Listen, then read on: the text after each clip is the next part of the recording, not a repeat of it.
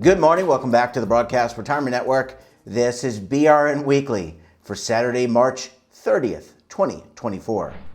At our top story today, how will markets react to a key inflation test? And joining me now to discuss this and a lot more, Jane King is a financial journalist, and she's joining us from the NASDAQ. Jane, so great to see you. Thanks so much for joining us on the program this morning. Great to be back with you, Jeffrey. And full disclosure for everyone, we're doing this a day early because Friday is Good Friday, Jane, and Yes. typically markets are closed. So you've been very gracious with giving us your time a day early. So thanks for that. Yeah. Let's talk about let's catch up on markets. How have markets done on this short week? Well, they've been good, and we're also wrapping up the first quarter. And so it's been a great first quarter for stocks. The S&P 500's going to close out the first quarter right around 10%. The Nasdaq right around 9%. I mean, imagine like if they would do that all year, that'd be like a 40% gain for the year, which would be crazy. That would be Unheard. amazing. That's It would be that's not going to amazing. happen. Get Not going to everyone should happen. get that. Yeah, get that out of your minds if you think you're going to get a 40% Right. return on your But I, 401k. But I think it just shows that, how much growth they've had this quarter. So yes, as we revert to the mean, we're probably going to see the market slow down here a little bit, but been a good first quarter. I think we have kind of, moved on from worrying about the Fed and inflation. And I want to talk about the inflation number, which will come out on Good Friday in a minute. But we have talked about headwinds, war in Ukraine, war in the Middle East, a new development this week. My hometown of Baltimore, the Francis Scott Key Bridge, collapsed after being struck by a transport ship. Port of Baltimore is a big part of the supply chain, Jane. Could that be a catalyst for slowing down the market, even though, trucks, cars, I think gypsum, Mhm. sugar, all go through Baltimore. So could that slow things down? Well, it could. I think it remains to be seen because my understanding is these cargo ships are going to be going to Norfolk and to New Jersey. And, there might be logistical issues and backups in those places, but those particular industries, and it's also the biggest coal exporting Yeah. port according to the IEA. So the coal may not be able to get out of the US and where it needs to go. So it could affect those prices. Carnival Cruise Lines says that they may see a $10 million hit because they did travel out of Maryland and they're moving everything to Norfolk, Virginia. But still, that's a disruption in their business and how they do things. And no doubt changes will have to be made. So I think we'll continue to watch this and see because that's going to take a few years for that bridge to be built back. Yeah, I was talking to my dad and mom. I mean, just and people that I know from Baltimore. I mean, it's about the jobs in and around the port, the 15,000 or so jobs. But they've got to be able to get ships in and out through that causeway and off the Patapsco River. So yeah, I mean, the other ports are going to have to step up to bring that stuff in, and that's, as you said, going to create logistical issues. So Yeah. Jane, the last issue I want to talk about is, so we're doing this a day before Friday, like we typically do. Good Friday, the markets are closed, but on Good Friday, we're going to get some inflation numbers. And by the way, the inflation numbers will be in below us as we talk, but we don't know what they're going to be. So how Yeah. do markets typically react where the markets are closed, but the Bureau of Labor and Statistics puts out this It's PCI number? open. Yeah, I know. Well, I guess we'll find out Sunday night because that will be the first time the markets are open to react to the number. If it is something just crazy from what expectations are, we could see a reaction. But my sense is the markets since the beginning of the year haven't reacted to these inflation numbers like we have in the past. We've had higher than expected CPI, we've had higher than expected producer prices as well, and the markets just keep going up. So I think maybe we've moved on from inflation and the Federal Reserve and interest rates to more about just the economy in general, maybe the upcoming election, artificial intelligence. What is that going to do to the efficiencies of lots of different industries? So I think the market's kind of shifted its focus and it doesn't seem to be too worried about inflation at the moment. Yeah, so getting off of that topic, and now it's really, as you said, focus on the traditional measurements, the indices, and then we don't know, Jane, what we know who the candidates are going to be at the presidential election pretty much. I mean, it isn't official, but it is kind of official. But that in election years, do markets kind of take a step back? Do they are they more measured, I guess, to see who's going to be in the Oval Office and could have control of Congress? Well, typically what you used to see was the markets would do well in election years because the party in power would spend more. And that would be kind of stimulative of the economy. They tried to stay in power. But things, 2020 was our last election. That was a weird year. It was COVID. Yeah, 2016 was kind of strange. A lot of people were surprised by the election results this year. And there's yeah. so many unknowns this year.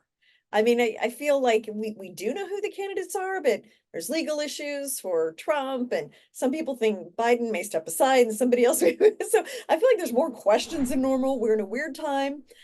So we could have, some kind of black swan event, but for now, the markets seem very optimistic.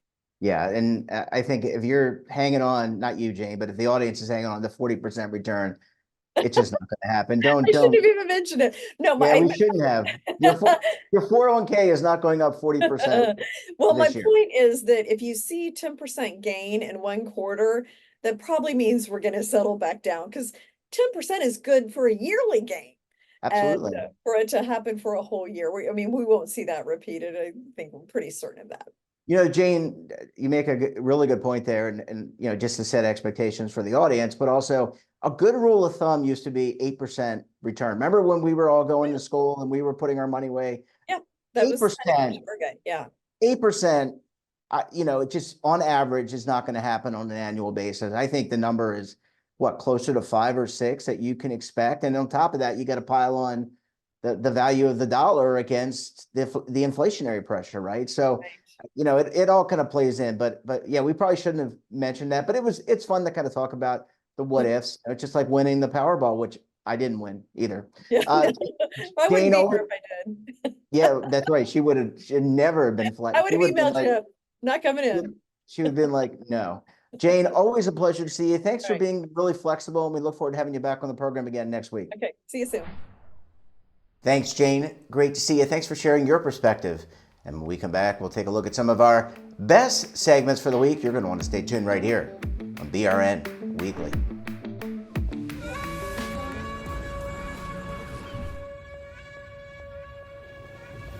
Imagine a new television network that will make you richer, healthier, and in control of your financial future.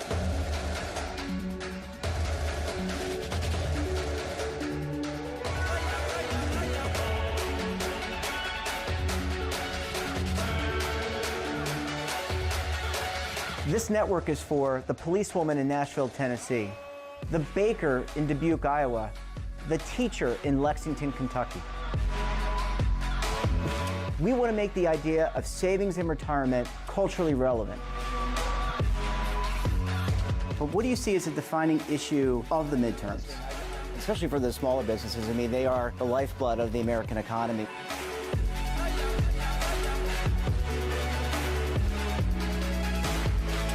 Featuring exclusive interviews, current affairs, and docuseries. 33 years old, you retired early. The philosophy is money only matters if it helps you live a life that you love. But you got to start thinking about retirement as soon as you get in. The Broadcast Retirement Network will drive very high engagement with premium partnerships. So this isn't retirement and savings for your parents or grandparents. This is for all Americans. And we're going to change the way you think about money.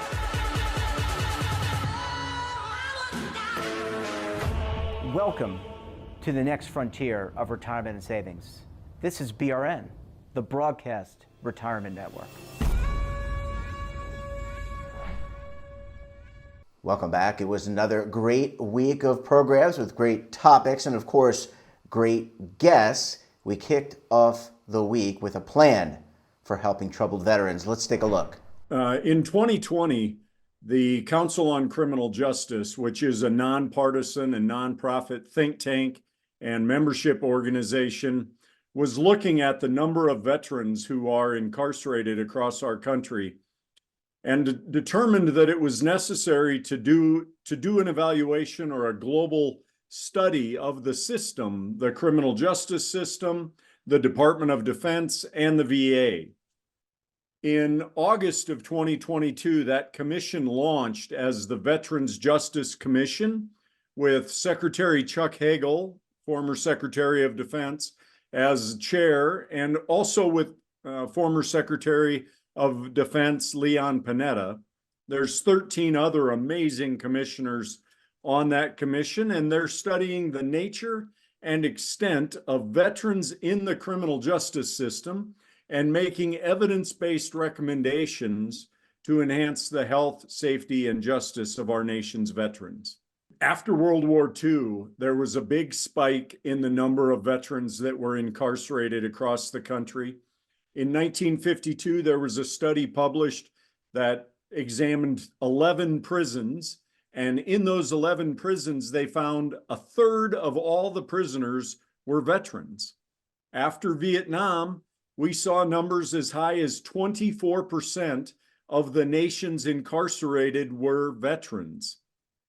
One of the things we do at the Council on Criminal Justice is try to tackle extremely difficult questions about our justice system and ones that haven't been explored elsewhere. This is really a question or a study that hasn't been completed before. And as we look at that number of 200,000 veterans incarcerated, that's the most recent data our country has, and it's from 2011. The Council on Criminal Justice and the Veterans Justice Commission thought it was time to update those numbers and really try to take a look at, is there a way to bend that curve down so that 20 years after the two latest conflicts ended, we could have fewer veterans in prison than World War II and Vietnam. So the research shows that the post 9/11 veteran is the most at-risk cohort when compared to the previous conflicts or wars. The post 9/11 veteran, as you will recall, rotated in and out of combat zones over and over and over again. And the research shows that those multiple deployments are what lead to PTSD, and PTSD can be associated with criminal justice involvement. We also know that the post 9/11 veteran is more diverse, more younger, more female, and the research shows that it's all of those factors together that put them at a higher risk.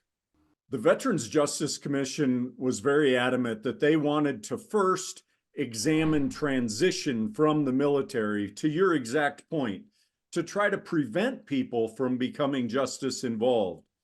We know that because of policy developments and changes in our nation, that about 750,000 veterans since Vietnam have left the military with a bad paper discharge called an other than honorable discharge.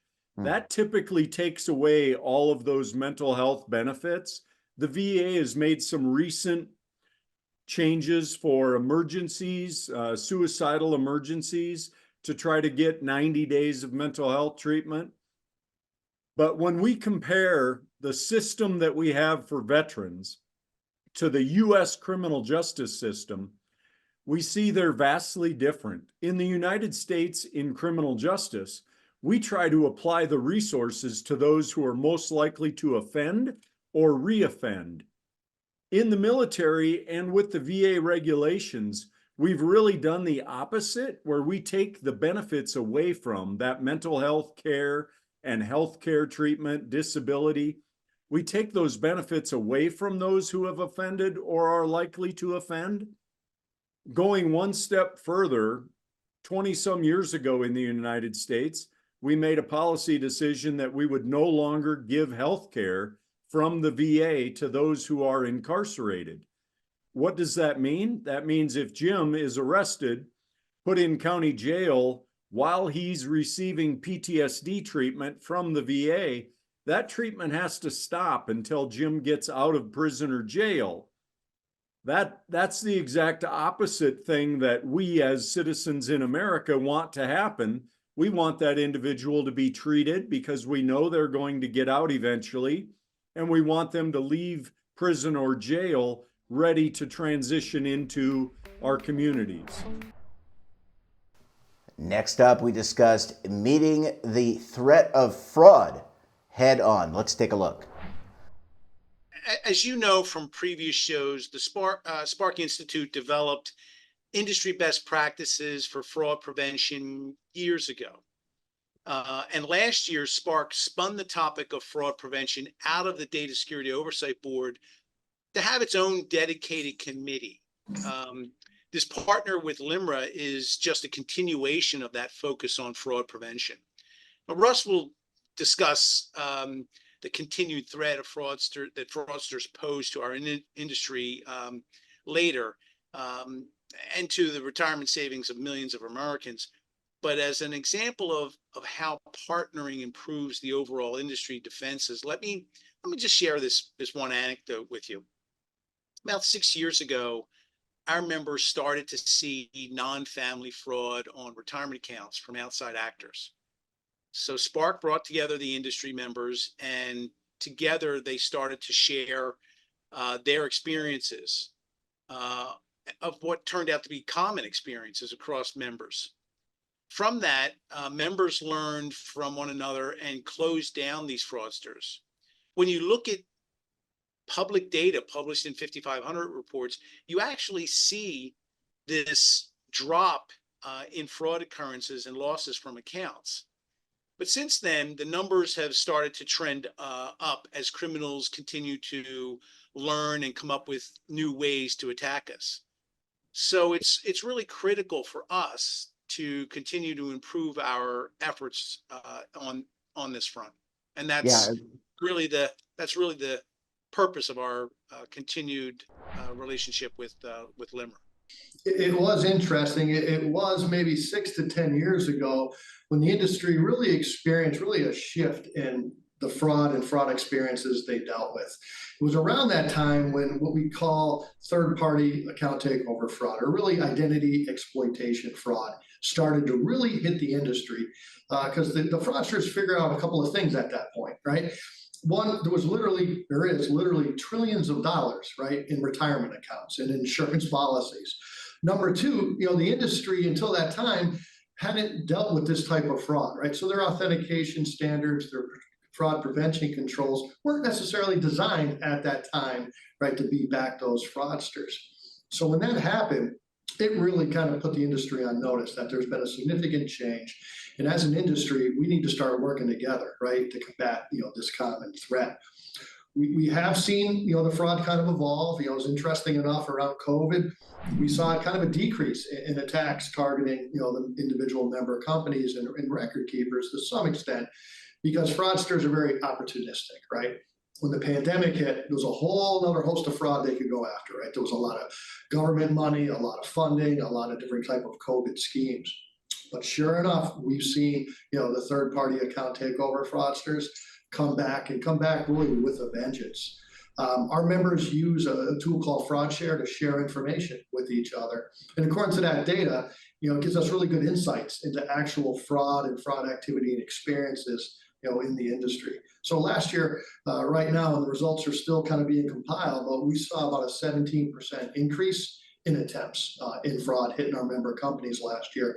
And that's on top of a 37% increase in attempts in the previous year. And that's just significant because, unfortunately, there's no way to stop these bad actors from trying, right? We can have all the best controls in the world to stop them from being successful, but they're always going to start, continue to try. And why is that? They have incredibly easy access to all the data they need to impersonate any one of us. And I think another important factor, the industry does and continues to do a great job of defending, participant accounts and their records.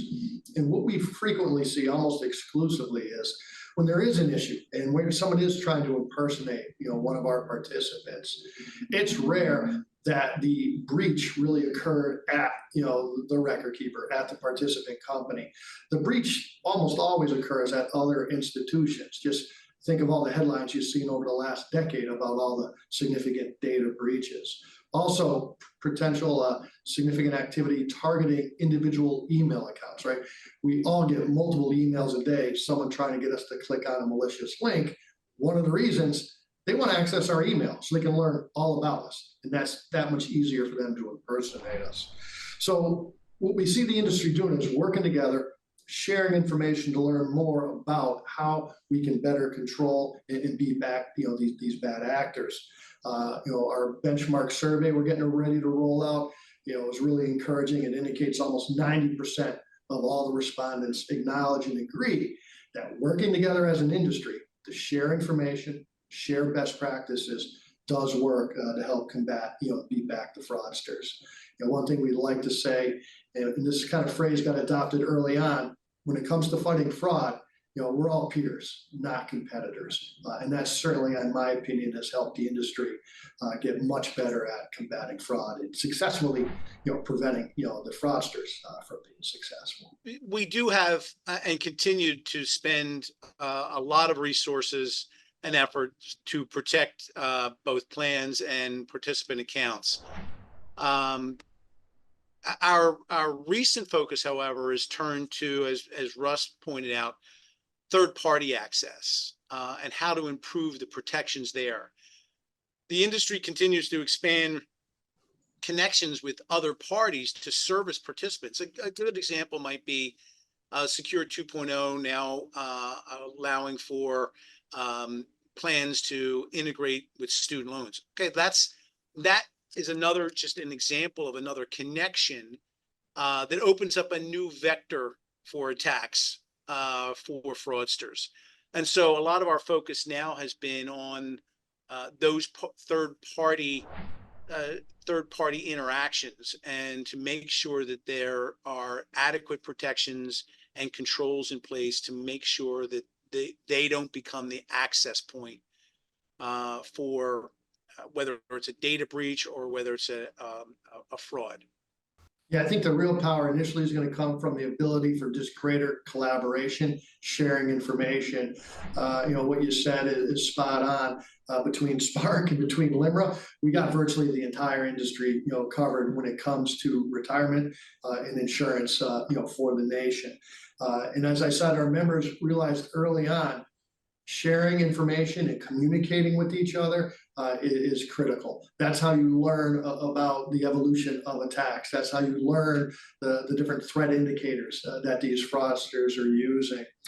So one thing we're kind of almost wrapping up now is our benchmark survey. We do an annual benchmark survey. This year, we more closely partner with Spark members to incorporate additional questions into the benchmark survey. And it's very comprehensive.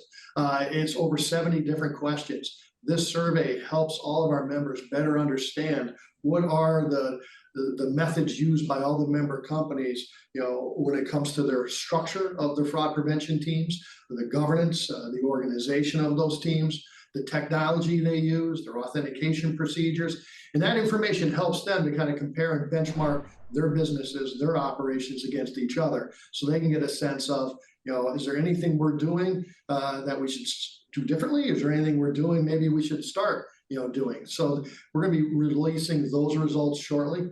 That's a great example of sharing information with each other in a formal manner. We each have our various committees, sharing information across those committees. One thing we're exploring right now is another consumer piece that can help participants learn what can they do to better protect themselves. And unfortunately, they do suffer the consequences occasionally, right? So occasionally their account is accessed and compromised. We want to make sure we educate, those participants. What actions do you need to take? Because if your account is compromised at one institution, you can rest assured that fraudster or other fraudsters are going to find out where all your other accounts are. They don't necessarily know that, but what they do know is all the phone numbers and the websites of all the financial services companies. So participants need to know, I need to reach out to all my other financial institutions, make sure those accounts are locked down. And there's a whole host of other tips and tricks they need to employ, credit checks, better security control procedures, better email, personal computing hygiene. So we're looking to do some pieces on that to help educate the sponsors and those participants. And we're also starting to talk now about what we haven't really figured out the name yet, but it's our kind of event, our fraud cybersecurity event. We're going to work to pull the industry together for some type of an event in 2025 to help again promote sharing information, learning best practices, and keep that going. And then lastly, work together to promote better information sharing through tools and capabilities such as Fraud Share that allow members to share with each other in real time or near real time the incidents of fraud and what are the threat indicators those fraudsters are using. And sharing that information helps other members prevent similar or related attacks. So we're super excited about the collaborative partnership. And again, when everybody works together, everybody's stronger, right? And that's kind of our goal going forward. And that wraps up this episode of BRN Weekly. Have a topic of interest, someone you think we should talk to, then drop us a line. And don't forget, for all the latest curated news and lifestyle, wellness, finance, tech, so much more in all in one place, check out today's edition of our daily newsletter, The Morning Pulse. Want to search our archives, check out our latest content, then visit our website. We're not back again tomorrow because of the Easter holiday, but we'll be back again on Monday with another edition of BRN AM. We'll have a very special guest and, of course, an important topic. Until then, I'm Jeff Snyder. Stay safe, keep on saving, and don't forget, roll with the changes.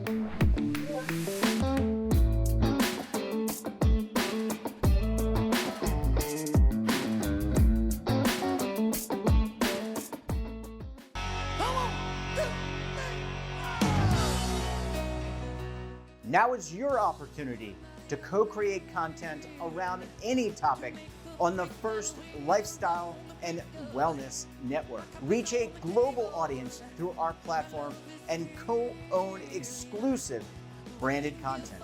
All of our programs are available on demand and also as audio-only podcasts, so you can take us on the go. Broadcast Retirement Network, available anytime, anywhere, and on any device.